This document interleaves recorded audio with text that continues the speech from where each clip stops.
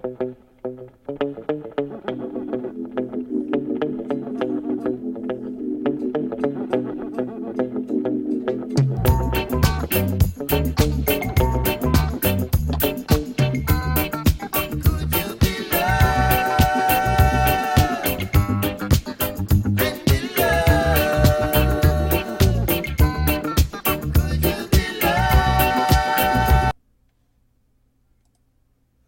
guys, and welcome to this week.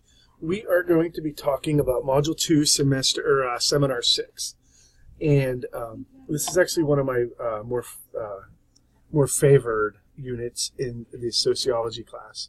All right, and ideally, what we're going to be talking about is the concept of self. Okay, so when we talk about from a sociological perspective.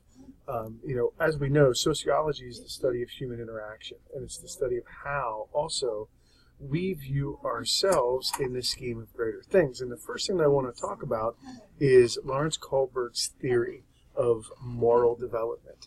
Right? Now, that sounds like it's a little fancy thing, but it's basically trying to understand how and why people do the things that they do when we look at it from a moral standpoint. When we talk about morality, we're talking about what we see as being right and wrong. And obviously that concept of right and wrong changes with every culture, and it changes within groups within larger cultures. So there might be a group where something is common day, everyday practice, whereas in a different society it would be completely different. For example, I grew up in Altoona, Pennsylvania, which is a relatively small city in a rural state. There were certain things that weren't done, obviously, like when we talk about in high school, there were drugs that were illegal, like marijuana, et cetera, et cetera. Shortly after high school, I moved out to California, and I remember walking into a family home with kids and a parent, and it was a beautiful home, and, there was a gigantic smoking apparatus right in the middle of the house, and the whole family gathered around it and smoked marijuana together. So, what I grew up is, and my parents were relatively, conservative.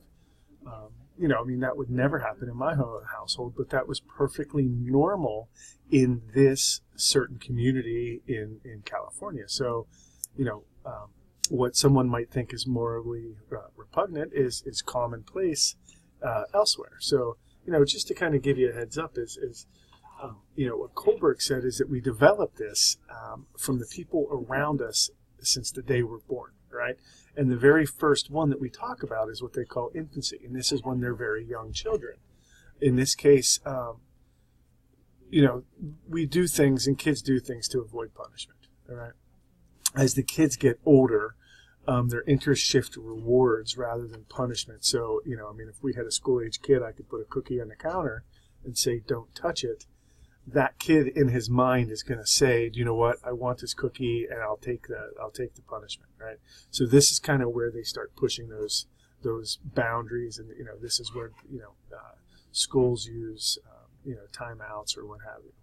Now the next time when we talk about school age is really we're talking about preteens, and this is conformity and interpersonal accord. In other words, this is really when kids start to react, and we say, you're a good boy, and efforts made to secure approval of others. So, kids stay after class, they clean the chalkboard for their teachers, et cetera, et cetera. And then we get into what we call authority and social order, and this is basically the orientation towards fixed rules. So the purpose of this morality is maintaining that social order. And I obviously don't need to tell you how important school is. That I don't know if you've ever felt, issues with authority in school. There's teachers, there's principals that just seem like they're on power trips and they're out to get people. This is that age where people start to push that authority and test it. And as you can probably tell from, usually from 9th, 10th, 11th grade. And this is also, right to go beyond that. We get into the social contracts with teens, and this is basically where we talk about mutual benefits or reciprocity. And reciprocity is a word of giving back. And in this case, morally right and legally right are not always the same. And that could be referred back to the marijuana case. Whether or not smoking pot is morally objectionable or morally wrong. We know that right now it's illegal, but people start to wonder this. Another common example of whether or not something is morally, is retail theft. I remember I had a friend in high school who was a thief. I mean, he was a kleptomaniac. He used to steal everything. But he would never steal from small mom and pop stores. He would only steal from big stores. And I remember, talking to him, and he was like, "Well, it's just wrong to steal from the little guy. I'll steal from the big." So, both of those are still legally wrong, and both of them are actually still what I would consider to be morally wrong. Whether or not, it doesn't matter who you're stealing from. Theft is theft. But in his mind, he had that broken down.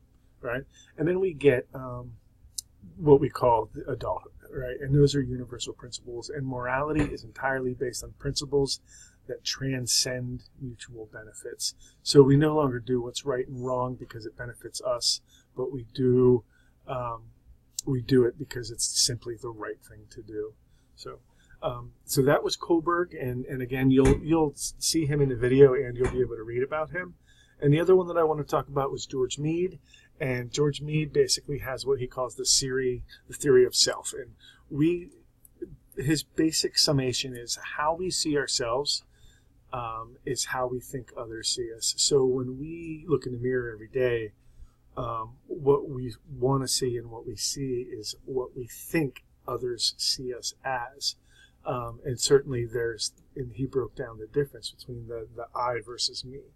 So the me in this case are the expectations and the attitudes of others. So, there's a reason why every single 6th grade kid wants they have to have the brand name shoes or the Under Armour shirt or whatever the present trend is or fad is, because they want to project themselves as being something. They want to be able to see themselves as they think others see us, right? And the last thing we're going to talk about when we come to this is basic socialization. And there's a big section in here about nature versus nurture. And this is a conversation that you are going to have for the rest of your lives. Do we do things because it's part of our genetics, or we do it because it's a social choice? So some things are obviously part of socialization. And there's topics that come up in the news every single day. Like I know we just, several years ago, Pennsylvania looked at the Equal Amendments Act and allowed same-sex marriage. And there were a lot of proponents that were against that, saying that, it shouldn't be that way. And that's one such topic that constantly is brought up between nature versus nurture. Criminology is also another one. There are criminal theorists that believe that people are born criminals. There's also, and those are kind of antiquated. They're rather old theories from Cesar Lombardo and some of the people at the early turn of the century. And I think since then we've found that most research indicates that criminality is something that is not necessarily you're born with, but it's a learned behavior. And there is a really neat conversation in here about nature versus nurture. And what I want you to think about is why are twin studies important when we study about the effects of genetics and also the socialization of children. So I hope you guys enjoy this unit. This is absolutely one of my favorite units. So this is the very last one that we're doing in section 6 or module 2. From here on out, we're going to be moving into module 3 and be taking the exam. So you guys have about 5 weeks left.